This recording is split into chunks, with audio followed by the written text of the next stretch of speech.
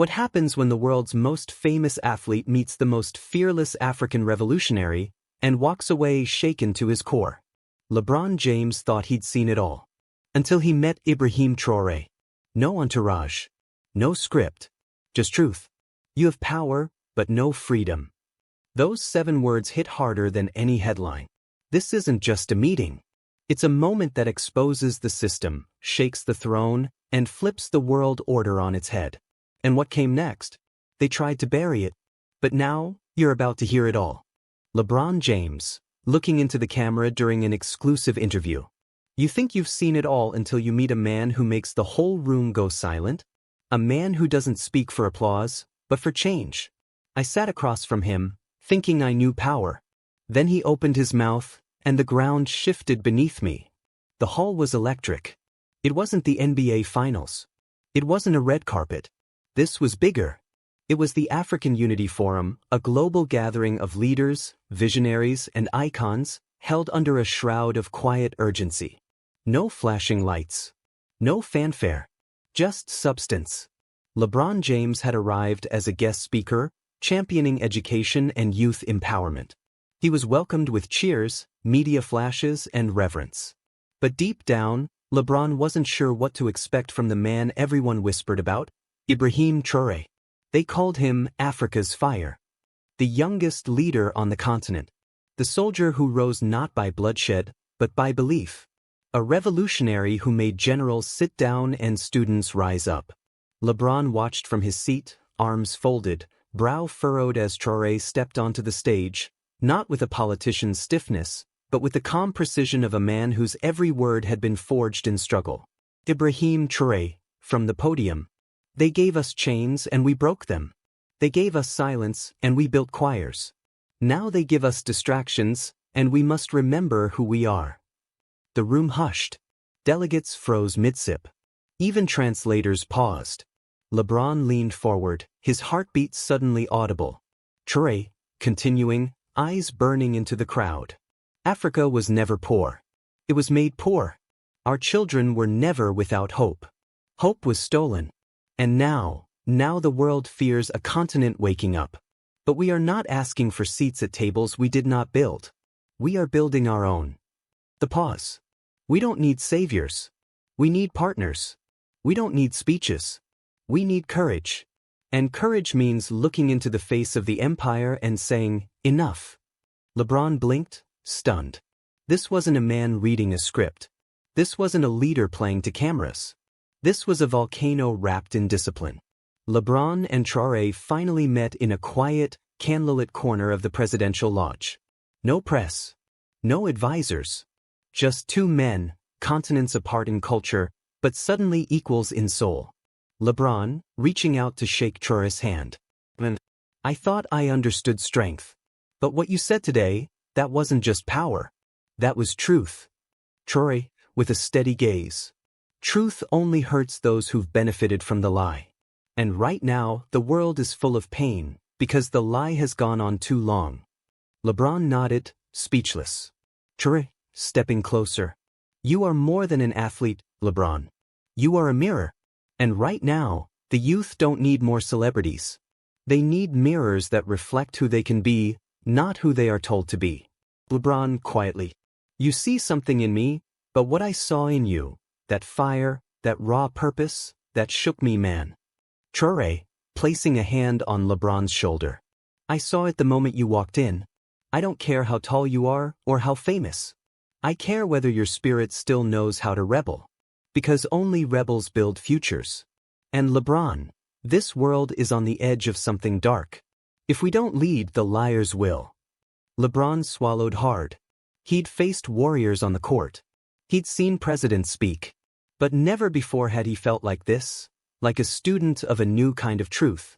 Screens flickered. News headlines changed. Western commentators scrambled to analyze the speech. Who is this Traoré? LeBron meets the African revolutionary. From the court to the continent, a new alliance? Behind closed doors, certain governments were not amused. Not by Traoré's words. And definitely not by his sudden connection with a global figure like LeBron James. LeBron stared out his hotel window. Traoré'S words echoed in his head like thunder. Only rebels build futures. What was this pull? This fire? This calling? He grabbed his phone. He needed answers. He needed to know more about this man, this mission, this movement. And what he would uncover next would shake the world even harder. Cleveland, Ohio, 3:42 a.m. LeBron sits in silence. The TV plays old highlight reels. Buzzer beaters. Praise. Glory. But his eyes are empty. He whispers to himself. LeBron. That man changed me. Akron, Ohio, I Promise School. Students surround LeBron with hugs and smiles. A boy tugs on his sleeve. Marcus, age 9. Mr. LeBron, who's that man from Africa you talked about? The soldier? LeBron, kneeling. That's Ibrahim Traoré'S. He's like Malcolm X with a soldier's discipline.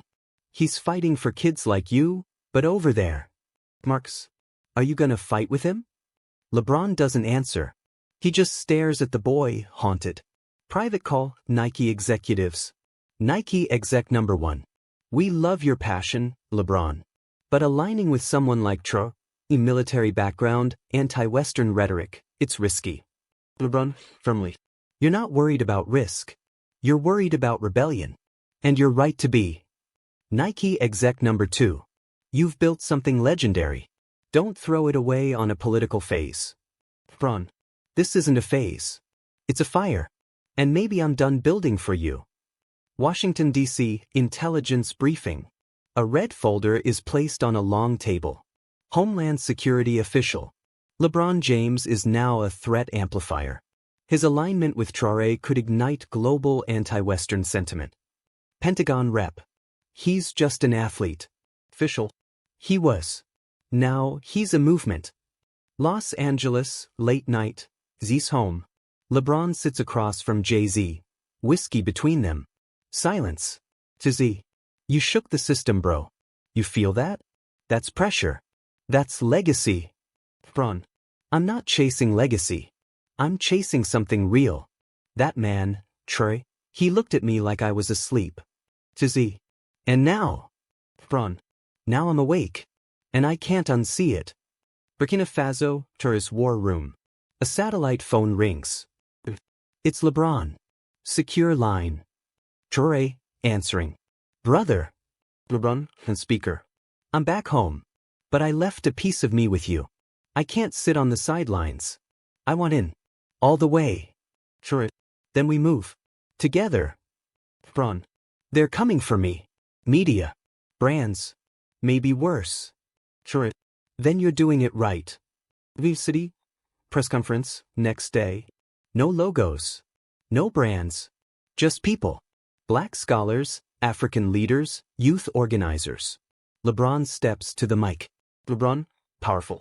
I've been called a king my whole life. But real kings don't just play games. They protect their people. I've stood with Ibrahim Traoré'S. I've listened. I've learned. And now I lead. This isn't politics. This is truth. And if truth costs me endorsements, so be it. If it costs me fans, so be it. But if it buys freedom for even one black child, anywhere, then I win. LeBron James launches Global Justice Alliance with Traoré'S. White House reacts. Irresponsible and radical. Conservative groups demand NBA action. Is LeBron the new face of global resistance? Akron, I Promise School wall mural. A new quote appears, spray-painted in red.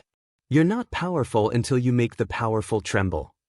LeBron stands on a rooftop in a hoodie on, overlooking the city. Traoré'S stands atop a jeep, overlooking a school being rebuilt from rubble. Two men. Two worlds. One mission.